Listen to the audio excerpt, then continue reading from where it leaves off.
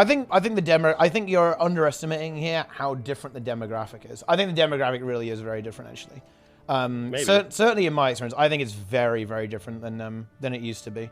And I think players genuinely aren't actually looking for a community game. I think almost everyone is looking for a soloable experience that allows them to get pixels. I agree that most people quit games after stuff like that, Sokos, but that's kind of what, look, if me and Frosty were to design a game, it would basically filter people out, okay? Like,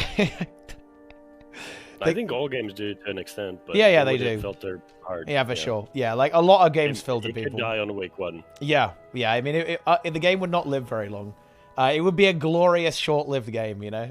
It would be epic. Who knows? Maybe like streamers love it and they make like their own raid groups, and you know, and then other people. I mean, it would be good stream content, right? I think that would be good stream content. Yeah. It would suck otherwise. Yeah. I think it's really sad. I do actually think it's sad that like my ideal game would probably never exist. It is a little bit sad. There just aren't enough people who would also want to play the game. It's just not going to happen. Most people view that as a bad game. Yes, exactly. Yeah, for sure. Yeah, which kind of feels Most bad. people actually think convenience is like the ultimate of MMOs. Yeah. Basically, if an MMO is the most convenient, it's the best MMO. This is what people think. And it's very, very unfortunate because of how wrong people are. How, like, dreadfully wrong people are and how much they hurt their own game by basically thinking this way. Yeah. I think because convenience actually is like a huge deficit to your game in a lot of cases. I actually do think there is an element of this is just people have changed differently in games. With the way people, I think the gaming community has changed a lot. I think back in the day, you would play like one game, like only one MMO, and because of that, like you'd be really invested in it, so you'd want your actions to have a lot of weight. But if you actually look at modern gamers, I actually don't think they really want actions to have weight. I think they actually want a very fluffy experience, you know, in gaming in general. So I think that, you know, in a way, I'm not sure if they are hurting their experience. I think the demographics have totally changed. I mean, I don't know if I would say that, because I think in a lot of cases, these people actually also complain about their game a lot. And I mean, I think especially in like classic WoW, and some even to an extent, players are very, very goal-oriented. They go for the gear, and once they have the gear, they kind of see no purpose to play anymore. And they wonder why they played to begin with. But do you know why that is, though? Because the WoW devs were right. They thought they did, and they didn't. That's the honest truth. Oh, yeah, for like, sure. Blizzard were actually right. Like, they got a lot of shit for that statement, because obviously it was maybe not very well put. But to be honest, they were completely correct. Almost everyone who played Classic WoW thought they did and didn't. Right? They were wrong. They didn't actually want Classic WoW. Yeah, I would go as far to say that even most of like the hardcore WoW Classic community probably would have preferred retail to Classic WoW. I don't know about that one. I actually, certainly a lot of people who played in my guild would have preferred retail. Definitely. They didn't like world PvP. They didn't like world buffs. They didn't like having to move around all over the place, right? All that kind of stuff. Like, there a lot of the things that make Classic was actually the things that a lot of people in my guild didn't like, actually. I think 99% of your guild were people that weren't actually part of like a Classic or vanilla community before. That's true, but I would say the majority of the people who played vanilla weren't part of a Classic community as well, in the same sense. Right. I think the amount of people who actually love vanilla, I think most of the people who really love vanilla probably are just they don't play games anymore, right? They're adults now. Yeah, that's definitely true. But I also think that, like what I said before, is people complain about their games a lot when they get to that end game point, when they have all the gear, etc., and they miss the nuance of the game completely. And I think these people could have enjoyed vanilla if they weren't basically like very dumb. Well, I'm trying to avoid bad words here. Yeah, Basically, I kind of think that those people their own game experience. A little bit, yes, but I also think that at the end of the day, people weren't looking for what you're describing there. I actually don't think that most gamers are actually even looking for that experience. Yeah, not most gamers for sure, but anybody that's looking for a classic experience is. Yeah. There you go. I don't know. I think you underestimate how good of a game you can make it for yourself when you play that way. I mean, and you are a classic enjoyer, so you kind of know this yourself. I don't know if you've gotten the fullest extent out of the game for yourself, but I think more people would like it than you think, and it's unfortunate that everyone basically just completely blundered the chances for themselves. I think you're underestimating here how different the demographic is. I think the demographic really is very different, actually. Certainly in my experience, I think it's very, very different than it used to be. And I think players genuinely aren't actually looking for a community game. I think almost everyone is looking for a soloable experience that allows them to get pixels. Maybe, yeah. And I think that's kind of sad, but I think that's also true. Why isn't just everybody playing something like Diablo then, or Path of Exile? Because agonizingly, I think that probably kind of is the case. I think people don't even play those games. I think people typically play even more simpler games, right, than that. I think the reason why games like retail is very popular, right? I'd say retail is very popular for this exact reason, because in my opinion, retail is like literally a number simulator, right? Like you just watch the number go up. That's. And look, when I played Legion, that's what you literally did. You would collect artifact power and watch the number go up, right? I think people like the idea of being in a world, but I'm not actually sure if they like the idea of having to interact with people in that world. I think Guild Wars 2 is the perfect demo of that, right? When I say to people, how would you feel if every single player in the game was a bot? They go, wow, that would ruin it for me. And I'd say, why? Like, when you play open world, you almost never interact with anyone. So why would it matter if they were all bots? And they kind of get stuck there, right? People get stuck a little bit. And it's more like, I think people like the ability that you could interact with people, not that you would have to interact with people. So when you have a game like Classic WoW, that in that game, social interaction is not optional. If you actually ever want to get anywhere, you're going to have to talk to other people. It's just you. Yeah, in the game for sure. Yeah, there's just no way, right? I mean, yeah, sure, you could do maybe like solo PvP, right? And I guess you could pug dungeons and stuff. But even then, you're probably going to want to talk to people and interact. Otherwise, it's going to be, it's going to be unfortunate. Yeah, I mean, you could pug raids as well, but it's not going to be good, right? It's definitely you're going to want to talk to people. Yeah. But in general, I would say that Classic WoW coming back really exposed what people want in games. People actually don't want this community-oriented experience. People actually want a very solo-oriented experience, right? And it's all focused on endgame as well, right? That's why there's so much boosting, right? And like all this kind of crazy stuff that people do to basically complete the endgame as quick as possible. I think as though I don't think that people are even kind of cheating themselves. I think that's what people actually want. I think that is the desired outcome of the game. What I do think though is that I think you're right when people I think their criticisms of the game are unwarranted. So in other words, when people say, "Wait, Classic WoW has 0 content in it," because I've already got all of my gear, that's like saying.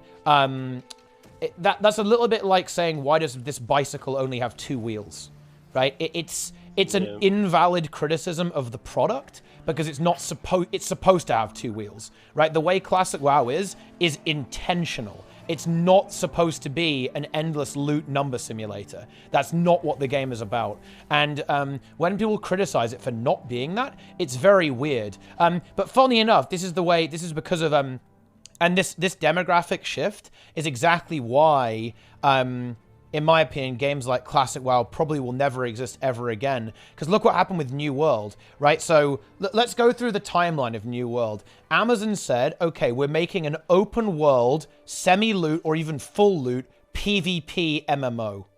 And a lot of players joined the alpha, and what did they say? We don't like PvP. Now, that's fair enough, but this is actually a bad criticism of New World, right? Because again, why you're criticizing a spade for being a spade, right? They've said we're making a PvP game, and you're saying I don't like PvP. Well, that's okay, but then just don't play a PvP game. But the problem is because the demographic has shifted so much, is that the people who say I don't like PvP, they're actually numerous enough that will cause developers to remove PvP from the game, essentially. Which is exactly we've seen that time and time again. Yeah, that happens again and again and again, right? And this is, I find this I'm very frustrated in terms of the community and the devs. I don't like that the devs bend on this, but I also don't like that the community insists on these kind of bad criticisms, right? Like, I think you should criticize things about a game, not what a game is, right? If that makes any sense, right? For example, I'm not going to criticize... Let me think. Like, what's a game that I don't really like? I don't like Battle Royale games. If I play an alpha of a Battle Royale game, and I say, I don't like this game because it's a Battle Royale, that is bad criticism. It's not necessarily useless, because you obviously, like the market on what type of games people like, that's a relevant piece of data. But I'm not really doing a very good job of criticizing the game. All I'm saying is I don't like the genre of the game. It's kind of useless. It's kind of shitty. In my opinion, it's kind of a bad thing to do. Like, the solution there is just don't play the game. If you don't like the genre, then you shouldn't play it, right? I'm not really into romance films. I'm not going to say, oh, this film needs to be changed from being a romance film because I don't like romance films. I just won't watch the film. It's just not for me, right? But I think that within gaming, there is this thing of this, like, semi-entitlement where they're like, I don't like what this game is, and I'm going to make you change it. And every game has to cater to me. I think that's very unfortunate with the way things tend to pan out. There you go. Why do you think that the focus has shifted so hard to the end game instead of also including the leveling experience? So people want to boost and people think leveling is boring, etc., etc. I would say the internet and social media. Specifically, that knowledge is easier to come by. When stuff like EverQuest and WoW Classic, or rather the original WoW Vanilla are out, where are you going to look up your information? Right? I mean, Thoughtbot, right? But even Thoughtbot, that's not going to tell you how to get into Molten Core. Right? Like, you're going to have to go to some obscure, greasy, nerdy forum to actually get this information, which most people aren't going to do. And because information is so much more accessible now and so much already available, it naturally moves players to optimize play.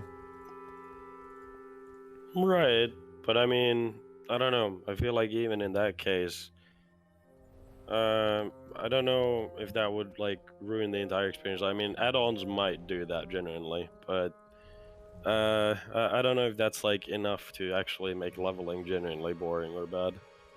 So it doesn't, but it shifts people's focus in a way, knowing. Okay, so this is the perspective shift. When I imagine, Frosty, you have the experience, because I know I definitely had. When I played a game like RuneScape or World of Warcraft for the first time, actually, and Guild Wars, I thought, holy shit, this game is infinite. It never ends, right? It's an infinite game. This is awesome. I played WoW with my cousins. That was amazing. I'd run around hunting Kodos in fucking Mulgore on my Tauren Hunter, right? Okay? I'd be trying to find black dye in Guild Wars 1 because I wanted to get... Because this was like... That was... Dude, back in Guild Wars 1, that was like the sick rare item in the original Guild Wars 1. It was like, oh shit, black dye. It's a super rare, super cool item, right? Huge. And I'd be trying to farm this item.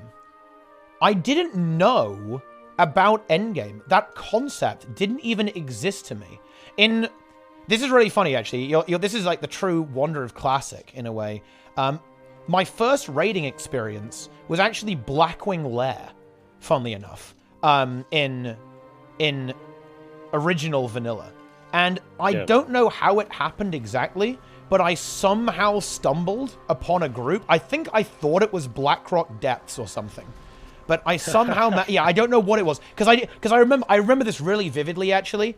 I didn't know what all of the dungeon acronyms were. I didn't know them by heart, right? So I would just join like random groups and hope they were the right one, basically, because I didn't know what I was doing.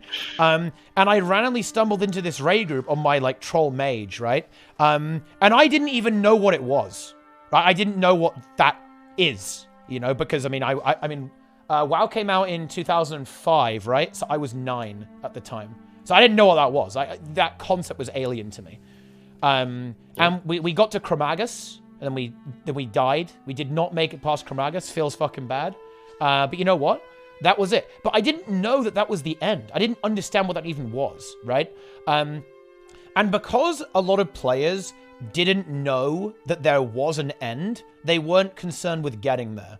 Now, games are fully explored and finite. So you know that you're going to get to the end of the game. And as soon as you know that there is this end, it becomes the de facto goal. And once you have a goal, it's over. It's GG. At that point, now it's not about actually playing the game. Now it's about beating the game, right? And that's a really big distinction that happens in games that have an end, right, to them, which ultimately you could argue that classic WoW has. The end is to clear Naxxramas and to get best in slot gear, right? That's the way people perceive that. As a natural conclusion from knowing that even exists, right? Like, I think the knowledge is dangerous, right? If people know that that's even a thing, then yeah, it's already over. People are going to optimize towards that goal. I think that's inevitable. I guess also a lot of people are scared of kind of, you know, being left behind, being too slow, basically, not getting to that end in time. Because then it will be inaccessible. And there's actually some truth to that as well, by the way. I do think that if you... Let's imagine you're let's imagine we're in the original vanilla WoW. Original Classic, like on Classic launch. If you don't get into a guild relatively early on, it's actually going to be significantly harder for you to get into raiding, particularly the end raids. Like, if you started playing when Naxx was already out, it's going to be way harder to get into a group than it would be if you were in a guild from the start, right? And you were clearing the content every week from the start and making sure you're not missing resets, making sure you're getting your ZG runs in like every, like twice a week to make sure that you get every single item you can possibly have, right? Because, and that's the other really big problem about modern gaming, is you have an insane amount of analytics. And I think this is actually, there's a good side of stuff like Warcraft logs, but there's also a bad side of Warcraft logs. And what this means is if you apply to a guild, they're going to say, show us your logs. They're going to look at your gear, right? And there's going to be a million other mages alongside you applying to join a guild. They're going to pick the one that's got the best gear and the best parsers. And that means that if you're behind, yeah, you're actually kind of fucked. It's going to be significantly harder for you to kind of get in there, right? For sure. I don't know about this one though, because it's like I feel like if a guild even asks me for parsers or logs or whatever, I don't even want to join that guild. I generally don't. But just look for another guild. That isn't true for most players though. I agree, but I would actually say that you and me are actually anomalies. I like loot PvP. Right? And I think that already makes us fucking weirdos. And I don't know what you think about loot PvP, but I imagine you would like it. I think you would have liked New World if it had been like... You would have enjoyed New World if it had been open world PvP, no opt-in, and semi-loot at least. I think you would have enjoyed that game. However, we are in the extreme minority. I would say less than 1% of people could handle full loot. I think there are almost no gamers who, honestly, less than 0.1%. Less than 0.1% of people can even handle the concept of full loot without psychologically being destroyed. Yeah, that's a thing. I mean, obviously, I feel like that's a lot more extreme than what we're talking. Like, what we're talking is basically taking a game in a role-play sense rather than in a... Yes, I think almost nobody does that. I think everyone is looking at numbers these days. Yeah, I think it's all about numbers.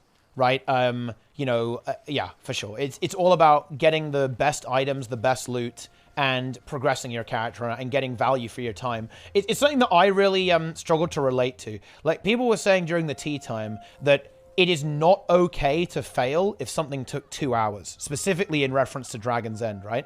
And I just immediately responded, yes, it is. but I know that's an incredibly unpopular opinion.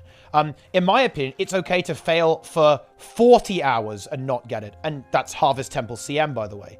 Yeah, it took us 40 hours to clear that, approximately. In my opinion, that is totally fine. You are not... If you can't clear it, then that's not the game's problem. That's your problem. I'd go even further. I'd say it's perfectly okay if the content causes your guild to disband. This happened in Naxxramas in Classic WoW. Guilds literally disbanded over Saffron.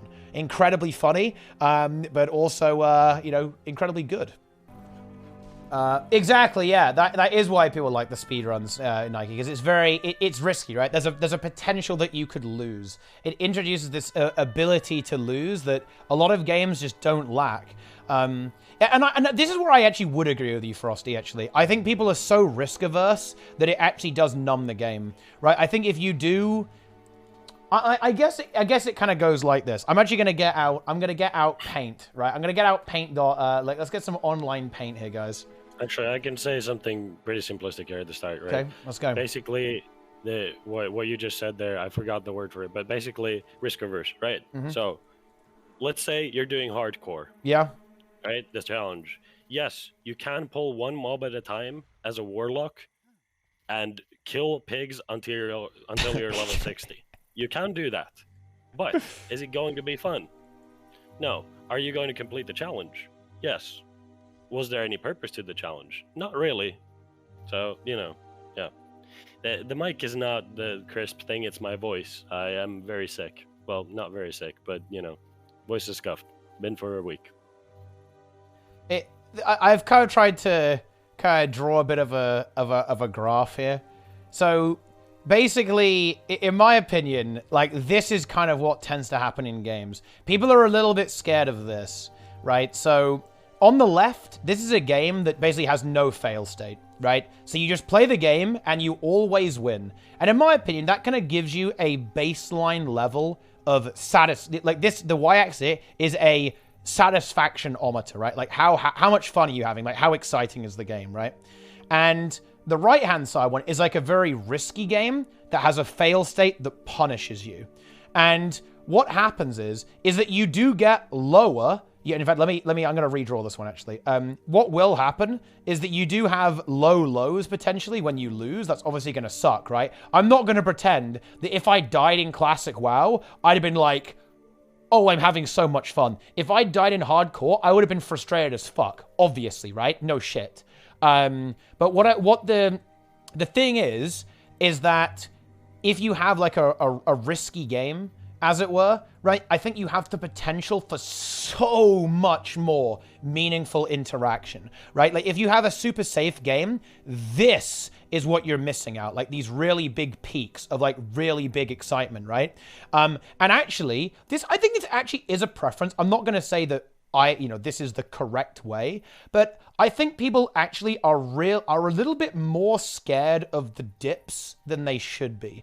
I think this kind of thing here, like where you have this failure state, I think people are really terrified of that. I don't think they should be, because I think at the end of the day, like, the really high peaks are absolutely worth it, right? Like, they are so much better, right, than just having this very, very dry clinical experience with playing a game. Like, I'm going to take the right one every single time. Like, the one on the left, I would find agonizingly boring, right, which is like killing all the pigs, right? This is doing some crazy elite quests and nearly dying to nearly having a bungle in the jungle, right? You know what I mean? It's big. If you go and introduce modern gamers, they'll pick this one, the left one, every single time. Almost nobody is going to pick this on the right-hand side.